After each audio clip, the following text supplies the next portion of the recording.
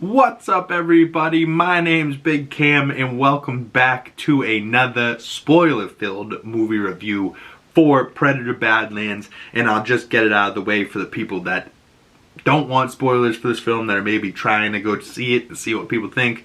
It's really good. I loved it. I'm a big Predator person. I loved these movies before. I loved this movie so much heading into it. I thought I was going to like it, and I loved it. And we are going to get into full spoilers for this, so if you don't want to hear spoilers, get the fuck out of here. But this movie, 2025's Predator Badlands, from director Dan Trachtenberg. In Dan Trachtenberg, I trust. This GOAT. Oh my goodness, he did Prey, he's done Killer of Killers this year, earlier this year. Killer of Killers, the animated Predator film, came out and it was awesome. Prey in 2022, he also directed. That was another Predator film. And now he's on his third Predator film with Predator Badlands. And this guy absolutely fucking crushed it. Elle Fanning as Thia and Tessa is unbelievable. I was just saying in my Comically Boston podcast yesterday that Thia and Tessa, two different characters, right? Normally, like Sinners, for example, Michael B. Jordan standing next to Michael B. Jordan, playing two different characters, one person. Normally, that stuff blows my mind, and every time you see them interacting or passing a cigarette back and forth from each other, it blows my mind, because I know, logically, that that's one person. How the hell are they passing stuff between the two people that are one person, right? And that doesn't necessarily happen in this movie. Like, you don't necessarily see two Elle Fannings on screen a lot at the same time, but Elle Fanning is playing two separate characters in this film, and she does such a good job at distinguishing the two different characters that even when they are on the screen at the same time, I didn't for a second in theater sit there and go, oh, that's the same girl. I literally, like, I knew it, but, like, it didn't click it to me at all. It was like, oh, that's Tessa, that's Thea. They're two completely different people. I don't know what you're talking about. You know, like, maybe it was because Thea had half of her body and her legs were somewhere else. Maybe, but, like, it blew my mind. But let's talk about that a little bit. Elle Fanning and Demetrius Schuster-Koloamatangi. Ooh, I think I almost got that, actually. But just Demetrius. Deck. He also played the father? Ooh, interesting. I didn't realize that he also played the father. Well, obviously, he couldn't play the father when Deck and the father are on screen at the same time, right? Oh, father's suit is Ruben Dejon. So maybe he just voiced the father, and then somebody else voiced Kiwe, his brother, and Michael Homick played the suit version of Kiwe, Deck's brother. But you can see here that, like, Demetrius was in the full dreads, the full Deck makeup, but for some scenes he had no face, and they were doing the CGI face and making, you know, the creature really breathe and, like, the skin ripple. And I thought, you know, it wouldn't look as good as the previous movies, because the previous movies are all practical makeup effect that they're doing with the Predator face. But it always looks like the Predator head is way too big for the Predator. That's why they always have those big ass dreads to make it, you know, blend it in a little bit more. But this, you know, felt like a smaller runt of the litter Predator. And, like, even his brother is bigger than him, his father's bigger than him. And, like, so they justify, like, yes, he's the runt, he's weak, he's supposed to be called out and killed. But then Deck has a chance to be the underdog and prove his power and his strength and prove his might, and it is perfect. It really is. Like I loved it so much as I would have loved to seen a full practical Predator thing on his face at all times. And there was some shots I had seen with him with the face on, so they didn't use the CGI face for every shot, but it does seem for most shots they made the face come alive more with CGI, and they were just able to do that more with CGI. But not for a second in any part in the film was I like, oh, that CGI face looked weird. They did a really good job with the CGI and the makeup effects, but maybe it was because 90% of the rest of him was still practical. And the fact that they did the strap her to the back practically, and they had wires and stuff to help with the weight, so he wasn't like, you know, getting pulled over by her on the back, because he is supposed to be really strong and she's supposed to be half the weight she is. But she, you know, poor Elle Fanning strapped to the back of Demetrius, he's walking around with her on his back, and she's got these like green, you know, or blue leggings on just so they'll cut out her legs later.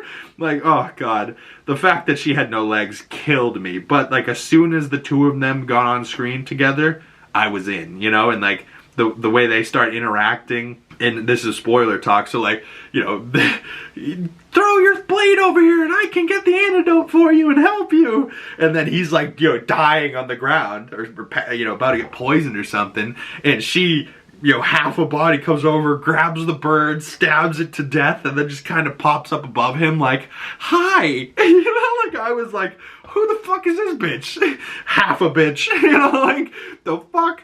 And then, like, that's like, you know, 25 minutes into the movie, but the first 20 minutes of the movie is Deck versus his brother, and his brother, you know, shows him up and, like, is the better of the two brothers. But, you know, he's like, you have to choose your hunt, and he goes, I choose the Callisk, and the Callisk is, like, the most ferocious beast in the planet, and is the apex predator on Genna, which is the death world, and even Deck's father is afraid of the Callisk, and we find out why, because Deck slices off the head of the Callisk. It does beat it, but it's kind of got Wolverine regeneration, so it just kind of picks up its head and reattaches it to its body, and it's good. You know, so like, and that's also kind of why Weyland-Yutani is after this creature, to be able to get its DNA to be able to regenerate the way that it does, or try and steal its healing properties from this creature. And they might have been able to do that, actually, or they might not have been able to do it, because Tessa froze the Callisk from the inside out after it ate her, I think, and killed Mama Callisk. But we learned from the movie that Bud is a baby Callisk, and by the end of the movie, he's like pretty big, you know, like, and he eats Deck's father, I think. And Deck now has a new clan of Thia in Tessa's clothes, but Thia, and I think she reattached her legs, so she's a whole person. But she still has a bunch of knowledge and translating ability, so she should be able to bring us into this next movie, if there is a sequel, being able to continue that, oh, everything can be in English for us to understand, you know, like, it's still let it be Predator talk. And, you know, I wasn't actually mad at first. I was like, okay, we're just gonna do entire subtitled movie in this alien Yautja language. I mean, I'm here for it, but it was a little weird at first, because we haven't heard Yautja and Yautja talking like this with no humans around. You know, it was strange at first, but then as soon as like Elle Fanning came into the mix, and we got a little bit of English with the Yautja subtitles, it worked great, because she would be like, "Give me a hand," and then he would yo wah wah, and then you'd read, "Save yourself, tool," and he's calling her a tool for most of the movie. Wicked funny, especially because, like, that's like a fucking, you're a fucking tool. That's definitely a thing that Boston people say, so at least growing up. Nah, you fucking tool. Oh god, Twitter has been absolutely loving this movie. And just for like example, I posted just like a little reply that I didn't even really mean or think about. So this loser on Twitter posts, "The choice is yours, fellas. Predator for real men, Predator for feminist or soy boys." And they did the Jungle Hunter versus Deck, and some woman commented on that guy's post, "Just wait until they learn about female Yautjas being larger in the dominant sex of the Yautja species / culture." I'm not making this up, by the way. It's actual lore. And I know this lore, and I'm like, these fucking bitches. And I read this, and my first thought just happened to be what I tweeted, and I said, "Let those crybabies cry. Predator Badlands rocks," and I misspelled rocks with a W instead of an S, and I was like, damn, couldn't be perfect. But it has 107 likes, so 107 likes, no comments, so the pussy stayed silent, and the people that knew that everyone else is loving this movie. Let the crybabies cry if they don't like it. Fuck them. If they don't want to see the absolute pure comedy that has been the fan art on Twitter, and I forgot to grab the artists of this, so if this is your art, please comment below, because it was hilarious and I'd love to follow you on Twitter. But like, I just saw so many of them that I started grabbing a couple. And this one here of Thea tied to the back of Deck, and she's using one of his hair tendrils as a mustache. That cracked me up, because that was inspired by one of the interviews that Demetrius and Elle Fanning were giving. And people are shipping Thea and Deck, and they want to see that half-android Yautja nasty, because this is some kinky little fan art here. But I was dying at all the fan art I was seeing, and people, you know, absolutely crying, like, oh, like some of the takes I saw from people that were Predator fans, and, you know, I just think it's a bad take, you know, like they're trying to be mad at nothing, and they're like, the mandibles should be further out, they're too small. And then when you see the movie, you know, he can do all the Predator things. Like, and it also is crazy to me, like, oh, this Predator doesn't look like the other Predators. What? Like, when every single Predator we have ever seen since the beginning of the movie to now has looked different from the last. Even though they're similar, they still look different from the last Predator. And coming from feral Predator in Prey, that Predator looked different from all of the Predators. So now, in this movie, Predator Badlands is set the furthest in the future in the Alien and Predator franchise than all of the movies. And some of those Alien movies are set in like 2374, hundreds of years in the future from now.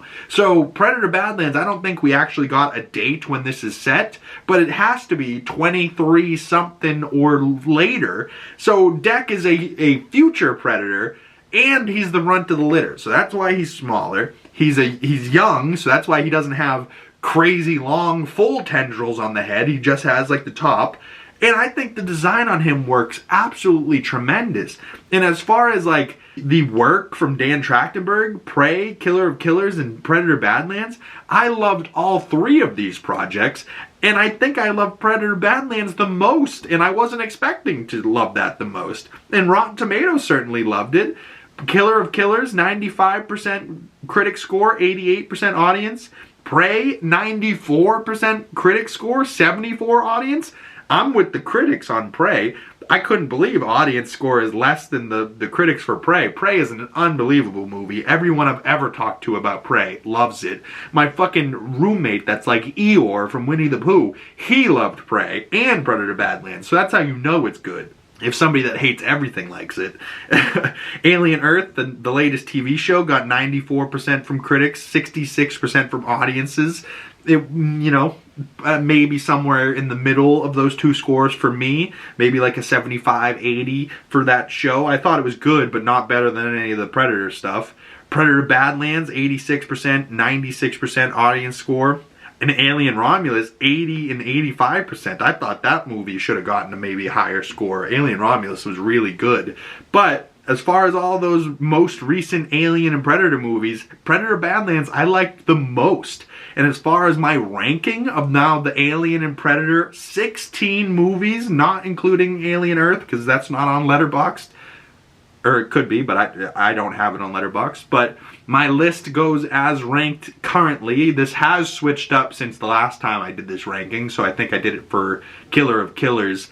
They have moved a little bit, and I'll talk about why they moved. But starting at the bottom, 16, of course, is Alien Requiem. As good as Wolf is, that movie is not very good. I believe Alien Resurrections, Alien 3, and Prometheus round out the bottom 4 there with Alien Requiem. Then at 12, we have Alien Covenant, The Predator at 11, AVP at 10, Predators at 9, Predator 2, which with Danny Glover, which I actually really liked that movie, and rewatching it with my roommate, we actually were dying laughing at how crazy that movie is. You know, it starts with just chaos and bombs and explosions in the street, and then all of a sudden the Predator is in LA, and you're like, oh shit, the city hunter's ready to come and get some action. But I do like Predator 2, but it's not better than Alien 1 and 2. Alien, I like a little bit less than Aliens, although some people that might be controversial for. Predator Killer of Killers comes in at number 5. Predator, the first Predator movie, comes in at number 4. And that movie was lower until recently. Me and my roommate watched it. It was the first time I watched Predator with your bro and just broed out, having a bro time watching Predator. And all like the masculinity in that movie. Dylan! You son of a bitch, you know, with the massive muscles, the forearms, just the dudes, Jesse Ventura, I'm a sexual tyrannosaurus, you know, like some of the lines in that movie are hilarious, you know, and that movie's just crazy bro energy. Alien Romulus is still at number 3 because that movie I really did like, and as far as the most recent entries for Alien and fucking Predator, I loved them, so I love to see what this franchise is heading towards in the future. Prey, number 2, gets beaten out by Predator Badlands, number 1. I really loved Predator Badlands. I don't know why. And I was even sitting in the theater going, is Prey a better Predator movie? Maybe, in the sense that, like, the Predator is not the protagonist and it's the villain of the story, and Naru is your character. And Naru is definitely the most compelling, you know, human that we have, you know, and I wanted to see her beat the Predator more than any of the other humans in any of the other Predator movies. And, you know, hers felt the most deserving. Like, she was the underdog going against the underdog Predator in the feral pred versus her. Like, just what a great movie. But what I've been wanting since I saw the first Predator movie was to know more about the Predators and spend more time with them. You know, like, and one of my biggest gripes with the Predators is that they are one of the coolest looking character designs I've ever seen, and then they put the invisibility cloak on them so you can't see the cool design the whole time. And I'm like, fuck, why? Like, but I get it, it's cool. But like Predator Badlands, the whole movie he's not invisible, and it literally is a point in the story that he has to earn his invisibility tech by the end of the movie. But even so, we get to spend an entire hour and 40 minutes with a Predator, being the main character, getting to know more about him, his family, his father, his brother. At the very end of the movie, are these friends of yours? It's my mother. And everyone's like getting defensive. And the mother, Yautja, could be even more fearsome and bigger than Deck, his brother, his father, could be feared, right? So that second movie could start chaos and just craziness. But I am here for whatever Dan Trachtenberg does next. Whether it's Prey 2, Predator Badlands 2, or something else entirely, I'm into it. Like, he needs to do whatever fucking he wants. Like, if he doesn't want to do Predator movies and go do something else, go ahead. But sir, you need to come back over to Predator and do what you're doing, because this is absolutely unbelievable. I love your work. I loved Predator Badlands. Overall, for me, I gave it 4.5 out of 5 stars, about a 9 out of 10. Between Predator Badlands and Frankenstein that I just watched over the last weekend, 2 movies that absolutely blew my mind and just shattered my existence in the moment, and was like, wow. Like, and I've been thinking, like, I watched Frankenstein Saturday morning, Saturday night I watched Predator Badlands, and I've been thinking about both movies ever since. And just, if I'm not thinking about one, I'm thinking about the other, you know, like, really good movies right now. November has been a great month for movies. Go check out on Netflix Frankenstein or Predator Badlands in theaters now. I'd love to hear your score for Predator Badlands or your thoughts on it down in the comment section below. Or you can message me on my other social medias. Links for those down in the description below. Stay tuned tomorrow for a spoiler-filled review of Guillermo del Toro's Frankenstein. Thank you guys so much for sticking around this far in the video, and if you'd like to support the channel, the best way to do that is liking this video, commenting down below, subscribing if you haven't already. Make sure you hit that bell so you don't miss future Predator content and you get the notifications when those come out. Once again, my name is Big Cam. Thank you guys so much for sticking around this far into the video, and I really hope you click on another one, and I'll see you beautiful people in the next one. Peace!